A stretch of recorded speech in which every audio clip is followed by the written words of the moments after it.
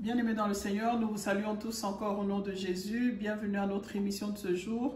Nous sommes dans la joie d'être encore sur les plateaux de Le Corps du Christ, TV Évangile. Nous vous saluons tous, vous tous qui nous suivez. Que Dieu vous bénisse d'être fidèles au rendez-vous pour nous écouter encore aujourd'hui. Alors sans plus tarder, je vais passer la parole au pasteur. Nous allons continuer notre thème sur l'épreuve ultime. Que Dieu vous bénisse. Bien-aimés dans le Seigneur, que la paix de Jésus soit dans vos maisons. La dernière fois, nous avions commencé à étudier la vie d'Abraham, son épreuve ultime. Comment nous avons vu comment Dieu, dans la vie d'un chrétien, prévoit une série d'épreuves pour affermir notre foi et pour nous rapprocher de lui. Nous amener à comprendre qu'il est bon, notre Dieu. Il est pour nous et personne ne sera contre nous.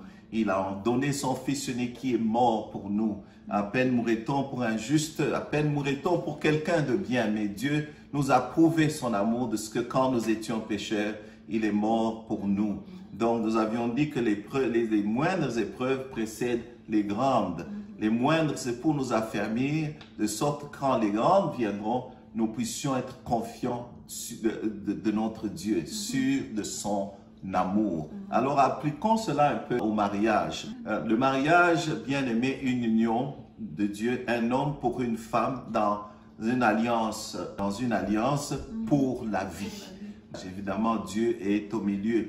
Alors, le mariage, pourquoi Dieu nous a donné le mariage? Premièrement, pour être des compagnons de vie, avant la procréation, avant toute chose, des compagnons de vie. Deuxièmement, le mariage, c'est pour l'entraide. Deux valent mieux qu'une seule personne quand on est deux. Et finalement, le mariage, c'est pour le plaisir aussi, l'intimité physique, mais aussi pour la procréation. Mais moi, j'ajoute aussi que le mariage, l'idée de Dieu derrière le mariage, c'est pour nous rendre à l'image de Christ. Quand il met deux personnes ensemble, nous allons connaître des épreuves. Dieu veut travailler sur nous, que nous soyons à l'image de Jésus-Christ.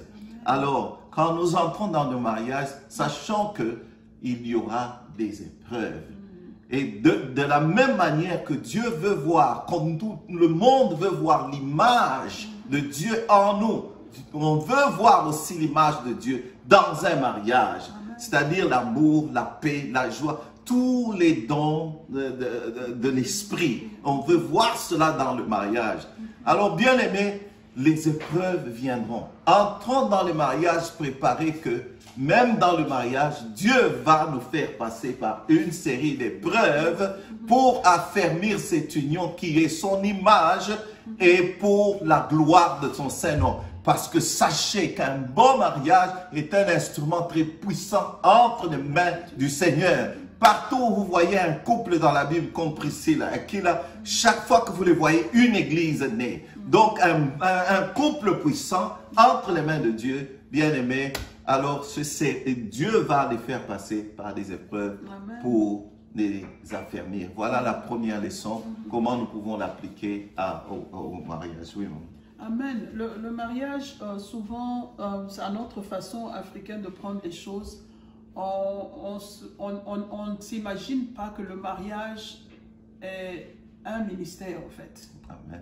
Il y a certes deux êtres humains qui se sont rencontrés, qui se sont aimés, qui ont décidé de créer quelque chose à eux, une identité à eux, et cette identité qui est différente de l'identité de leur famille respective.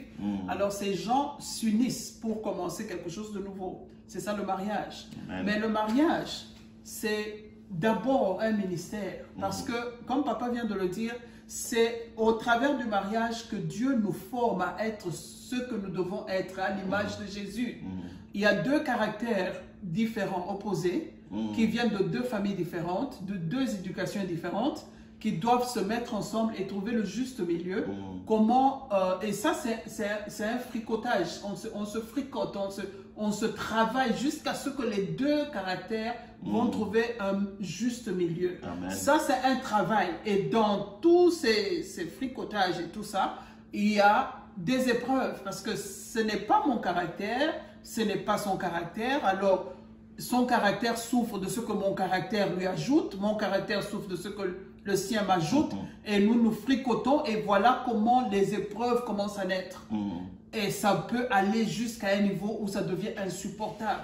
Mais quand nous rentrons maintenant à la parole de Dieu, quand nous lisons dans Genèse 22 l'histoire d'Abraham, nous voyons que tous les gens, ça c'est pour parler seulement d'Abraham, tous les chrétiens, tous les grands serviteurs dans la foi en Christ sont passés par des épreuves. Quand nous voyons l'histoire de Jean-Baptiste, lui qui est né pour préparer le chemin à Christ, lui-même dans sa vie un jour a posé pour se poser la question et dire Seigneur, suis-je dans le vrai? Quand il envoie les disciples dire allez un peu demander à ce Jésus-là, est-ce que c'est lui qu'on devait attendre? C'est lui qui devait venir. Ça veut dire que l'homme de Dieu a posé pour dire tant d'épreuves Seigneur. Est-ce que vraiment je suis dans le bon? Est-ce que c'est toi le vrai Dieu que je sers? Parce que tu ne m'as pas dit ça. Il y a des épreuves que Dieu ne t'a pas dit, mais ça arrive.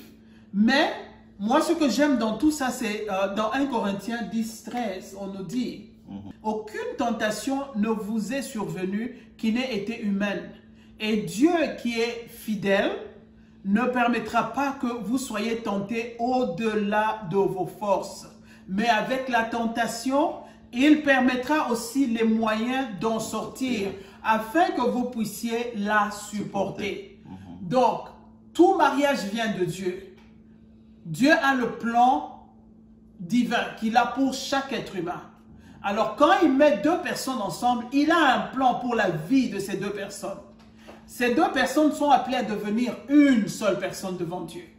Comme l'Église est appelée à être un seul homme devant Dieu. Donc, Dieu ne travaille pas dans la division, la séparation. Il travaille dans ce qui est un.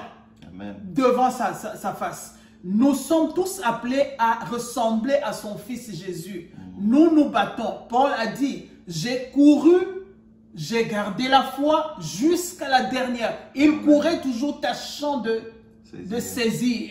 C'est tout ce que nous devons faire. Personne n'est parfait, mais dans les épreuves, nous sommes formés. Amen. Dans les épreuves, nous apprenons à nous aimer. Amen. Quand l'épreuve vient, on se fricote, j'apprends que, oh voilà, oh, je vois qu'il n'aime pas ça. J'ai appris quelque chose de lui. Lui aussi, il regarde, oh, il n'aime pas ma façon de parler. Je viens d'apprendre quelque chose. Et entre-temps, nous sommes en train de grandir spirituellement. Nous mûrissons dans le mariage et nous atteignons le but que Dieu attend de nous. Oui, c'est comme ça que nous grandissons dans la foi. Quand nous traversons et que nous passons ces épreuves, nous réussissons au test. Laissez-moi appeler aussi ça comme test. Parce qu'au début, le premier verset nous dit, après ces choses, Dieu mit Abraham à l'épreuve. Il le testa. Évidemment, Abraham ne savait pas que c'était un test, mais Dieu savait que c'était un test. À la prochaine émission, que Dieu vous bénisse.